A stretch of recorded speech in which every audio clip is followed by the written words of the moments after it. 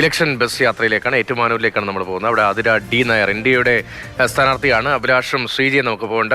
അടുത്തൊരു രാഷ്ട്രീയം നമുക്ക് അറിയുന്നതാണല്ലോ, കഴിഞ്ഞ ദിവസമൊക്കെ നമ്മൾ ചർച്ച ചെയ്താണല്ലോ. ആദ്യം 2020 സ്ഥാനാർത്ഥി, ആ സ്ഥാനാർത്ഥിക്ക് വോട്ടില്ല എന്ന നിലയിൽ അടുത്തൊരു സ്ഥാനാർത്ഥിയിലേക്ക്. അതേസമയം അതൊരു സംഗീതജ്ഞയാണ്, 25 വയസ്സ് മാത്രമേ ആ യുവതിക്ക് പ്രായമുള്ളൂ.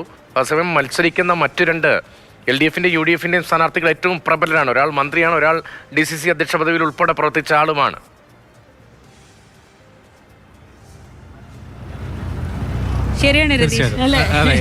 ഈ സ്ഥാനാർത്ഥി പട്ടികയിലെ ബേബിയാണ്. സംസ്ഥാനത്തെ ഏറ്റവും പ്രായം കുറഞ്ഞ സ്ഥാനാർത്ഥി, ഏക ജൻസി സ്ഥാനാർത്ഥിയാണോ? അതെ, നിലവിൽ ഏക ജൻസി സ്ഥാനാർത്ഥി. ഇതിലൊക്കെ ഉപരി ഒരു ഇൻഫ്ലുവൻസർ. നമ്മൾ രാഷ്ട്രീയം എന്ന് പറഞ്ഞാൽ പൊതുവെ ആളുകളെ ഇൻഫ്ലുവൻസ് ചെയ്യാന്നാണ് രാഷ്ട്രീയം കൊണ്ട് ഉദ്ദേശിക്കുന്നത്. അങ്ങനെയാണെങ്കിൽ ആതിര നേരത്തെ തന്നെ ഒരു ഇൻഫ്ലുവൻസറാണ്. ജനങ്ങളെ വളരെ പെട്ടെന്ന് ഇൻഫ്ലുവൻസ് ചെയ്യാൻ കഴിയുമെന്ന് തെളിയിച്ച ആളാണ്. തെരഞ്ഞെടുപ്പിലേക്ക് എത്തുമ്പോൾ എന്താണ് ആതിരയുടെ എക്സ്പീരിയൻസ്? ഇപ്പൊ എത്ര ദിവസമായി പ്രചാരണ രംഗത്ത്? ഇന്നും കൂടെ കൂട്ടിയപ്പോൾ 4 ദിവസം. എക്സ്പീരിയൻസ് ഉണ്ടോ?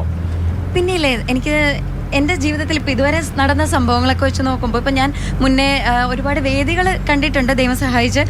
ഇപ്പോൾ കച്ചേരി ആയിക്കോട്ടെ, നൃത്ത പരിപാടികളായിക്കോട്ടെ, അങ്ങനെ വേദികൾ കാണാനും ജനങ്ങളെ കാണാനും ഒക്കെ അവസരങ്ങൾ ഉണ്ടായിട്ടുണ്ടെങ്കിലും ഈ ഒരു എക്സ്പീരിയൻസ് വേറെ തന്നെയാണ്. കാരണം ഇതെന്ന് പറഞ്ഞാൽ അവിടെയൊക്കെ നമ്മളുടെ ഒരു ടാലൻറ്റ് അല്ലെങ്കിൽ നമ്മളെയാണ് പ്രദർശിപ്പിക്കുന്നത്. ഇവിടെ അങ്ങനെയല്ല, നമ്മൾ ജനങ്ങളോട് ചോദിച്ചറിയുന്ന അവരുടെ കാര്യങ്ങൾ നമ്മൾ കേൾക്കുകയാണ് ചെയ്യുന്നത്. അത് എൻ്റയർലി വേറൊരു എക്സ്പീരിയൻസ് ആണ്. അത് എന്താ പറയുക, അനുഭവിച്ചാൽ മാത്രം മനസ്സിലാവുന്ന ഒന്നാണ്.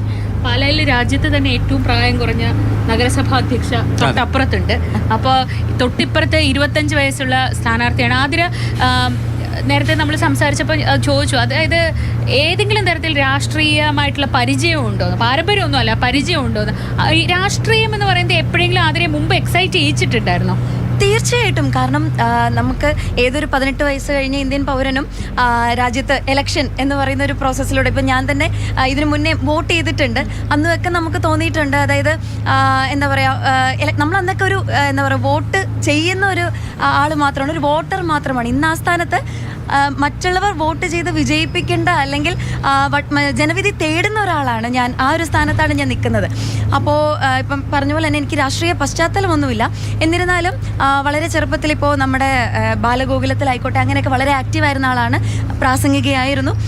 പിന്നെ ഈ പറഞ്ഞ പോലെ തന്നെ തെറ്റ് കണ്ടാൽ ചോദ്യം ചെയ്തിരുന്ന ഒരാളാണ്.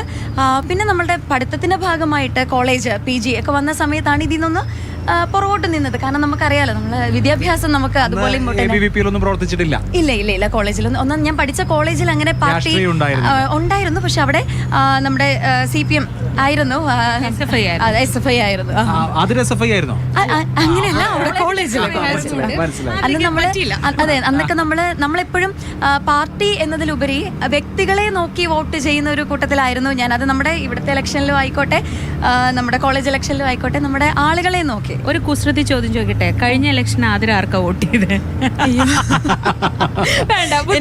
ഡിസ്ക്ലോസ് ചെയ്യാൻ പാടില്ല എന്നാണ്. ശരി, ഞാൻ ഈ സ്ഥാനാർത്ഥിയായപ്പോ ആദ്യം 2020 സ്ഥാനാർത്ഥിയായിട്ടാ വരുന്നത്. 2020 ആദ്യം സ്ഥാനാർത്ഥിയെ പ്രഖ്യാപിച്ചത് വീണ നായരെയാണ്.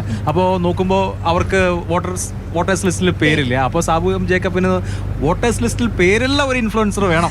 അങ്ങനെ വോട്ടേഴ്സ് ലിസ്റ്റിൽ പേരുള്ള ഒരു ഇൻഫ്ലുവൻസർ എന്നുള്ളതാണ് ആതിരയുടെ ഒരു പ്രധാനപ്പെട്ട സംഗതി അല്ലേ? അതെ.